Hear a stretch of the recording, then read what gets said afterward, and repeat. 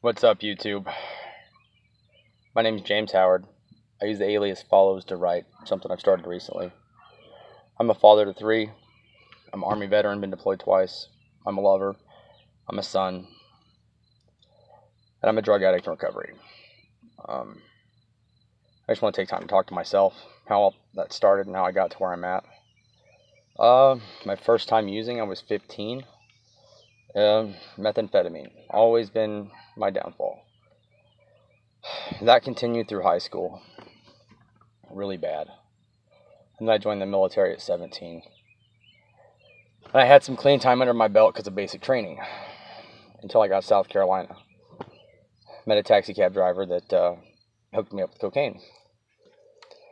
And that carried on until I graduated from there, come back home to where I got deep into my first drug of choice, meth. That took me on for a while until I had my son, my first son. Trying to clean my stuff up for a while, but I was still drinking really heavy. Just trying to fill the void somewhere. Didn't really know where I was going yet. As I put things together, I deployed to Iraq, Kuwait, not too long after my son was born. He was about 11 months. I think of 07, 08, maybe 08 of 09. Anyways, had some clean time under my belt. Came home, was real healthy. I was exercising. I was seeing my son every day, even though I got divorced while I was deployed. Got a job on Fort Riley. Was doing really, really good. Then I got married a second time. Started drinking real heavy. Unhappy with my decision. I did it for the money, being in the military. Until I got deployed a second time in Afghanistan with a different unit. And I come home, same story, getting divorced. Still just had the one son. Got real deep into my addiction with meth again.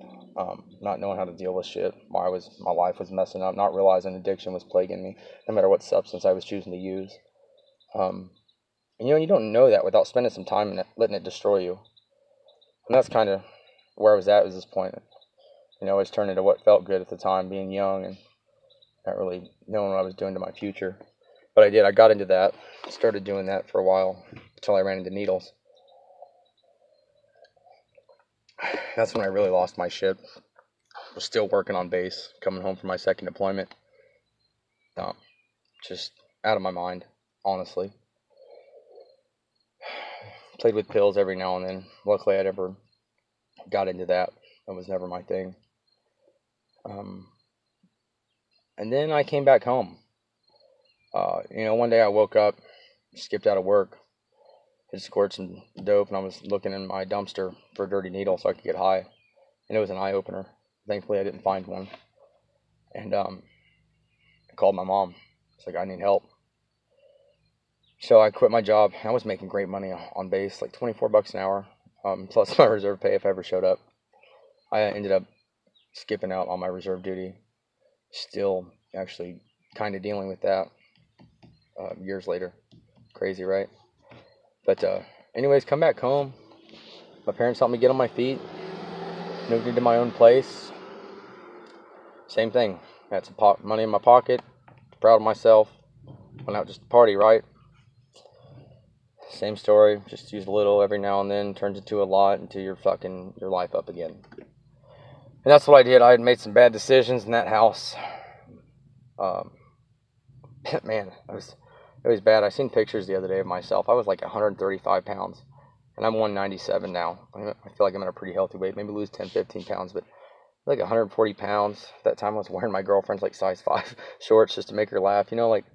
Just really fucked off. I'm glad I can laugh at it now. But, man, I didn't realize how bad I was. Ended up moving in with my girlfriend. And, things went good. I proposed. We had a long engagement. I lost myself in she met me during my addiction. And somehow she's seen something that she fell in love with. I don't know how.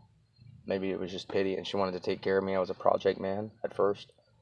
But then when I moved in with her, I'd spent some sober time, but not not hardly any. Every chance I could, I was getting high.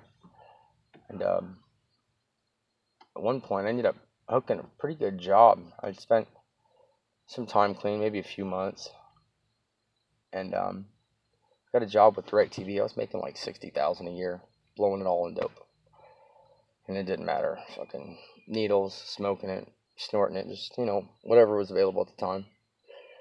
And pissed that off. But at that point, my second son was born. He was a few months old. But at that point, I called my supervisor. I called my girlfriend, who was my wife at the time. So this is marriage 3. And I told them both. I told my supervisor, I said, hey, you need to come get my work truck, my company credit card. I said, I need help. I have addiction issues. And company policy was if you ask for help, you get it. So my insurance paid for my rehab up front. I went to Valley Hope in Atchison, Kansas. Amazing place there, really was. And my wife was like, great. She's really supportive. I spent 5 days there. There was an admin issue that could have easily been fixed. I could have stayed and finished my time. But, being 5 days clean, you're not exactly in your right mindset. Decided to come home. I was self-check in. I was self-check out, right? And I did. I came home close to my birthday. I don't even remember what year that was. I had 90 days clean. I had been doing some reading in the Narcotics Anonymous book that I bought out there. Really educational. Learned a lot about myself and my addiction. It was not a bad experience, and I really wish I would have stayed and finished that. My counselor out there, I won't mention his name, but he was amazing. I mean, it was the first time I really was like, somebody cares about me, even though I'm a drug addict. It was kind of eye-opening. I mean, even all the support I had at home, I really, just the support from a stranger that had been where I'm at was really, really cool. It was inspiring. But that experience was eye-opening for me. I started looking at what I was doing differently. I had a guilt about it. It wasn't just part of who I was. It was I can change. I can be responsible for me. But even with that mindset, I lost myself in it again. I more or less was done with needles. I did it every now and then, but every time I did it was guilt. But then in the winter of 2017, December, close to New Year's Eve, I had a third son. I was still with my third wife, and I was getting pretty bad again. And I was hurting her. I was hurting my children. I could see that.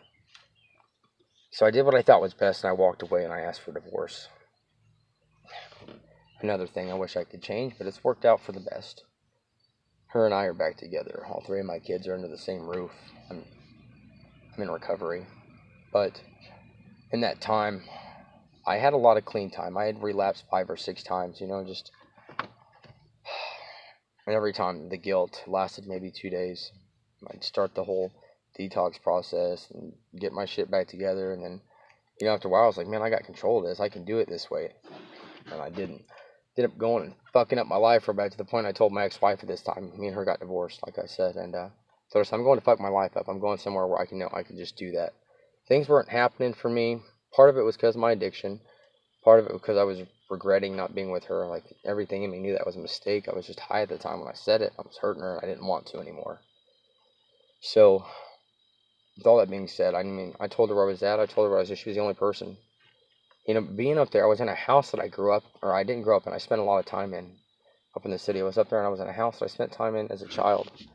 And to see the transformation that addiction has taken on the house itself and the condition was another eye-opener for me. And when I come back from that, I started my countdown. I've been on Facebook. I'm sober 73 days now. Sober. That's a touchy term. Let's say in recovery. Because other states use different unpractical practices such as medical marijuana, stuff like that. But I'm not saying that's how I'm in recovery. But those are very sensitive terms to people in recovery. So I want to be careful what I say. But yeah, that's when I started my countdown on Facebook. And this YouTube channel is something I've been thinking about in my mind. It's my way, it's my counselor's way of getting his education to reaching out and helping someone else. So that's kind of my story. That's all I really wanted to share on this first episode. Just wanted to share my story, how I got to where I'm at. And yeah, feel free to message me to put comments. I love engagements on all my social media platforms. I'm on Instagram as follows. I'm on Facebook as James Howard. I also have a page I manage for my music, follows. So guys, do me a favor, if you like it, subscribe, drop me a thumbs up. Thanks for listening. Follows.